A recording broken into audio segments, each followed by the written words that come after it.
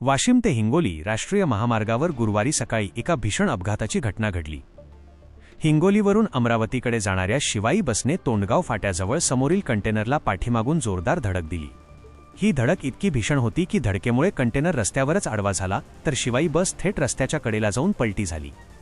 या अपघातात बस चालक, कंटेनर चालकासह 3 प्रवासी गंभीर जखमी झाले आहेत। सुरुवातीला हा अपघात समोरील ट्रक चालकाने अचानक ब्रेक लावल्यामुळे घडल्याचा दावा बस कर्मचाऱ्यांकडून करण्यात आला होता। अपघातानंतर बसमधील चालकाचा गुन्हा लपवण्यासाठी आणि स्वतःची सुटका करून घेण्यासाठी कंडक्टरने हे खोटे कथानक रचल्याचे आता समोर आले आहे। मात्र बसमधील प्रत्यक्षदर्शी प्रवाशांनी दिलेल्या माहितीमुळे कंडक्टरचा खोटारडेपणा आणि बस चालकाचा निष्काळजीपणा उघड झाला आहे।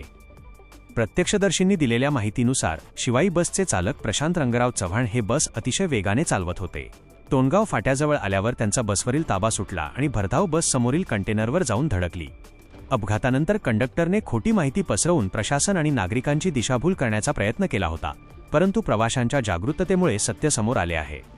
या भीषण अपघातात आतापर्यंत एकूण 5 जण गंभीर जखमी झाले आहेत। यामध्ये बस चालक प्रशांत रंगराव चव्हाण, प्रवासी प्रल्हाद धोंडूअप्पा झळके आणि दौलू पठाण यांचा समावेश असून त्यांच्यावर वाशिम जिल्हा सामान्य रुग्णालयात उपचार सुरू आहेत, तर गंभीर जखमी असलेल्या कंटेनर चालकावर हिंगोली येथील रुग्णालयात उपचार सुरू आहेत। सुदैवाने या अपघातात कोणतीही जीवितहानी झाली नसली, तरी चालकाच्या अतिवेगामुळे आणि कर्मचाऱ्यांच्या दिशाभूल करण्याच्या वृत्तीमुळे नागरिकांमधून तीव्र संताप व्यक्त केला जात आहे। वाशिम जिल्हा प्रतिनिधी जावेद धन्नू भवानीवाले।